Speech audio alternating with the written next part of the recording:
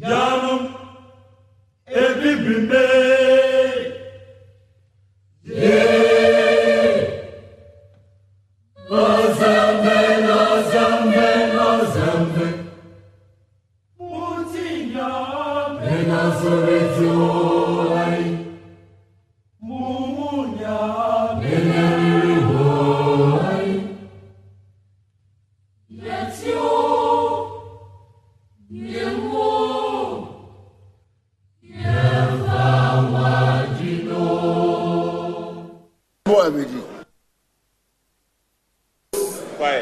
Thank you, Mr. Speaker. Mr. Speaker, I arise to oppose the motion in the form it is. Mr. Speaker, these are my reasons. The first one, Honorable Opon Nkrumah, the Deputy Minister of Information, read Article 181. And he read only 1815, where he mentioned international business or economic transaction. He says that is true. He's perfectly correct that if government is entering into any agreement which is international and of economic value, Parliament must approve it. That is correct.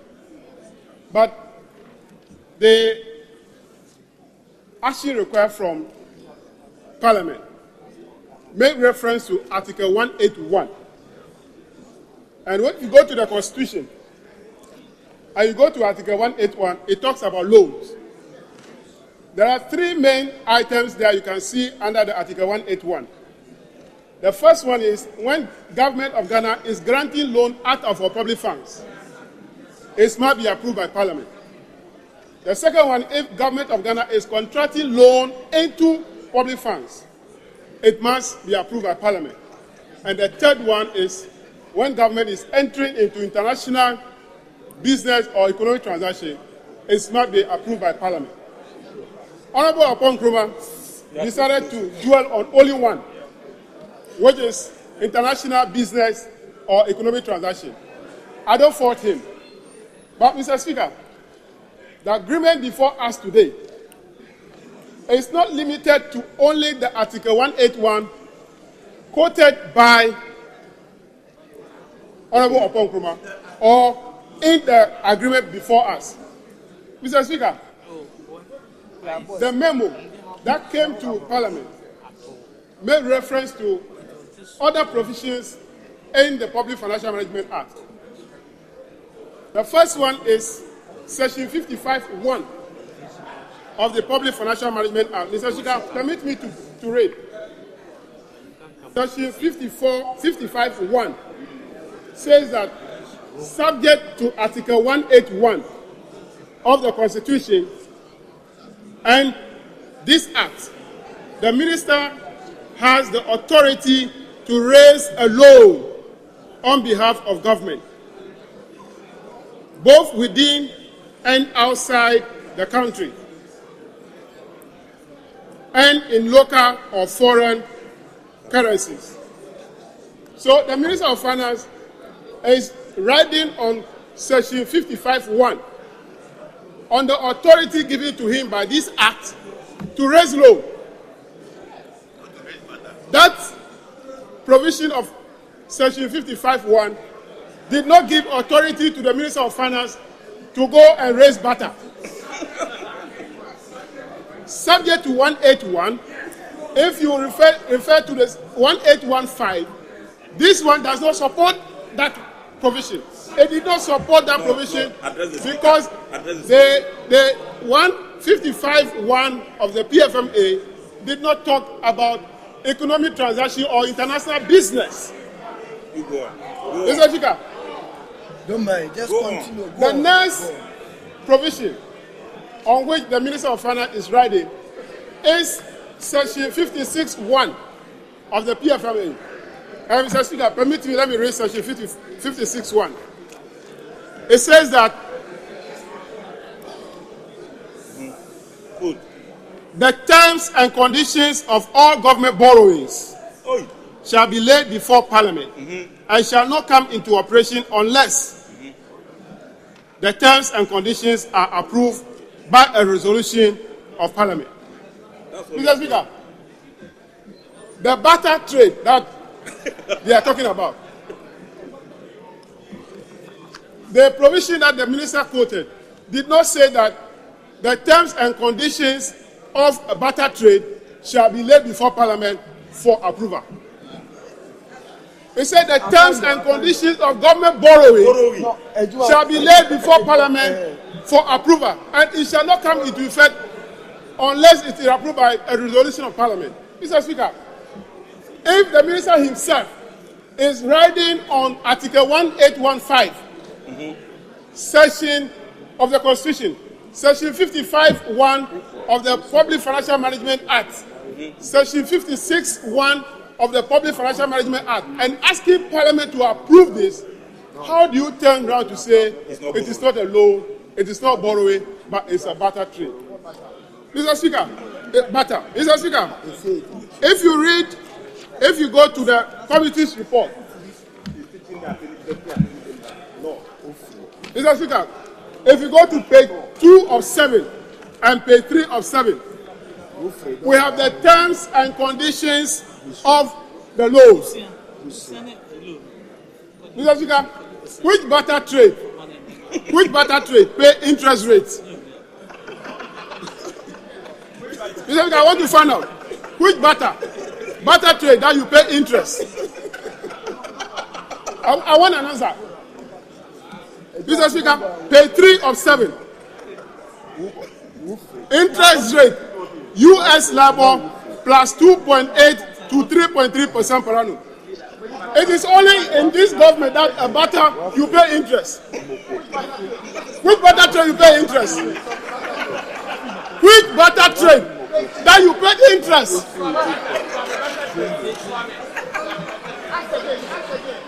I want an answer. You say it's barter, you are paying interest.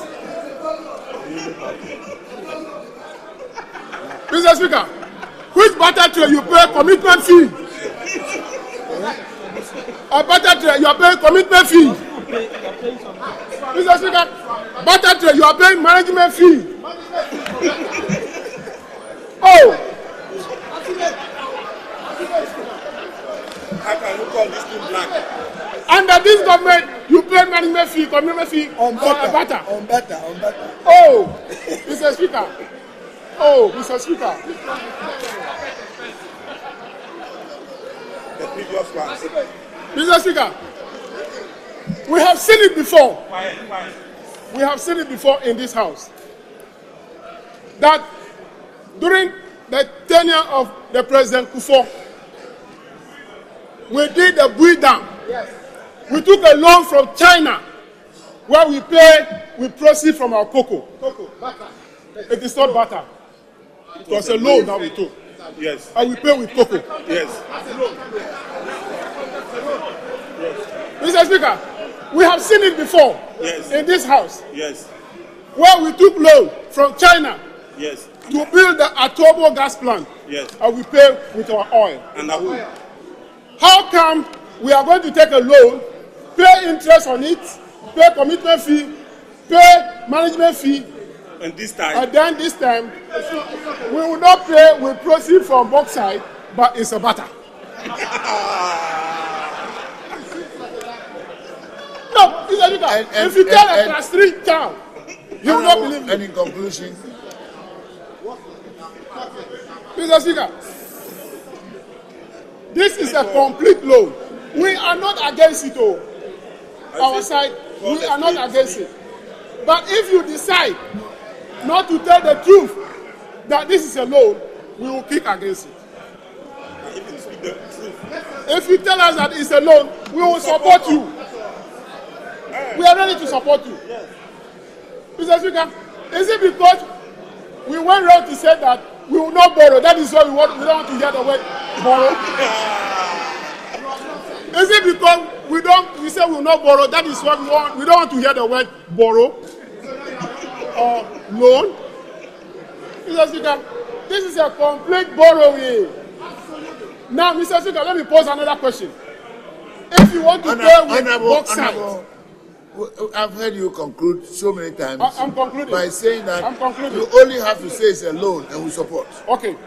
I'm concluding, Mr. Speaker. Will you end Mr. Speaker, on your favorite? we are taking $2 billion. What quantity of bauxite are you going to use to repay? We don't know. You have to sell or value the bauxite. Yes. That gives you the value.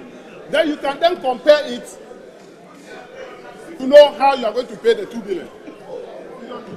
Barter is what? You will send goods and take goods. But in this barter, we are sending what? We are taking cash, 2 billion. We are taking cash, 2 billion, and then pay with the aluminum. Mr. Speaker, there is one fundamental issue which I'll conclude. The action required is saying that we are to approve master project support agreement, which is 2 billion. The second one, to approve a commercial agreement for 500 million. The memorandum to us, Mr. Speaker, the memorandum is referring to a $500 million. The motion is referring to a $2 billion. The report of the committee, the conclusion of the report of the committee, and what the committee is asking the House to approve is to approve master project agreement of 2 billion. Which of the two are we doing? The committee is not asking us to approve the master project support agreement and then the commercial agreement for 500 million. It's asking us to approve only the master facility, the master project agreement of 2 billion. So, Mr. Speaker, we need to find out. You have concluded for about 5 times. Yes, leadership. Thank you, Mr. Speaker. Mr. Speaker, I have a challenge with this bill. Mr. Speaker, the bill seeks to impose levy on these vehicles. And Mr. Speaker, it says luxury vehicle. On the owner of the vehicle, not the vehicle. On the owner of the luxury vehicle. I have a challenge. What is a luxury vehicle? Is it every vehicle that has the engine capacity of 3,000 or above that is described as luxury vehicle? So there's a challenge here. If it's a luxury vehicle, just make a simple vehicle with a capacity of 3,000 and above. But if it's a luxury vehicle, that is not defined in the bill. Apart from exempting trucks or machines like tractors that have those engine capacity and above. The rest, we could say that vehicles used by members of parliament, land cruisers, there are other vehicles that are not land cruisers, but they also have the engine capacity of 3,000 and above.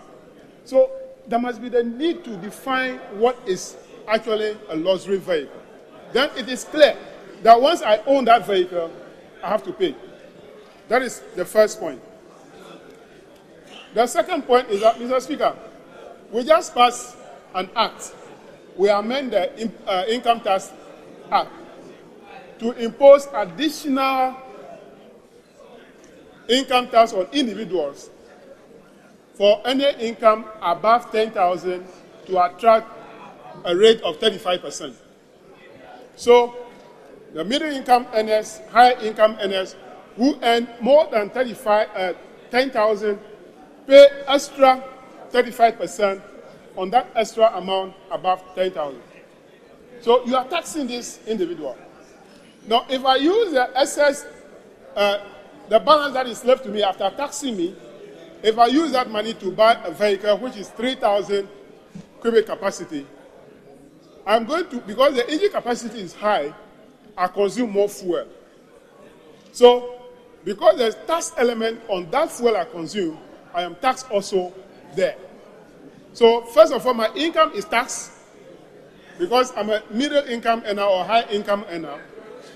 Then I bought a vehicle with engine capacity of 3,000 and above to protect my life because those vehicles are more robust.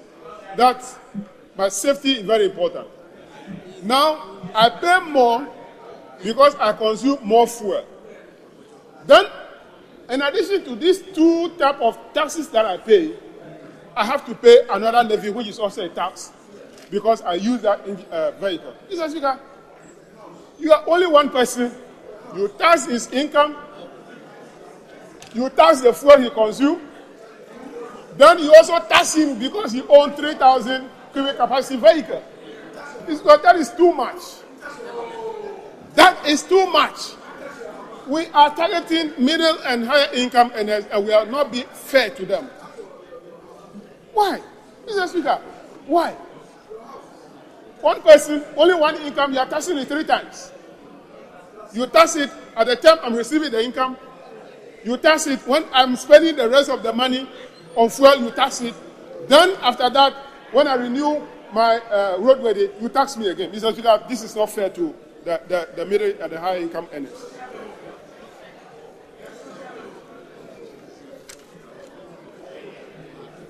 Mr. Speaker, I think that the issue raised by the ranking member on the cubic capacity being reduced from 3,000 to 2,950, we should take a second look at it. And then also the other one where if you are not using the vehicle, I park the vehicle. For instance, Mr. Speaker, me, I have 3 vehicles that are with engine capacity of more than 3,000. And I don't use them. It shows how wealthy you are. No. It is your wealth that is being taxed, not the vehicles. So it means that I should be paying 2,000 on all this, even though I don't use them. Mr. Speaker, this is not fair. Mr. Speaker, this is not fair. This is not fair. Using them for campaign. If I'm going to use the vehicle, Mr. Speaker, I'm willing to pay. Why if is I it not park the fair? vehicle, don't charge me for it. Why is it not fair? It is not fair because if I'm not using the vehicle, I don't need to pay. But if I'm going to use it, I pay. The Deputy Minister explained that this is not a road use fee. This is a tax on your wealth. So if indeed you own that number of vehicles, you are not wealthy. Mr. Speaker, I'm not sure that you want to involve in the debate. But if it's a tax on my wealth, that is why I pay higher income tax rates. Yes, because of my wealth. in addition, more. That is what I'm saying, that it's not fair because you have already taxed me high. You tax me higher, tax the fuel I buy, then you tax me again. It is not taxing of my wealth. So it is not fair. Because you can afford it. I think that when we come to the consideration stage, we should look at that amendment and change it to ensure that if I'm not using the vehicle and I park the vehicle, I should not be asked to pay the money. When I'm using it, then I can pay. Thank you very much, Mr. Speaker.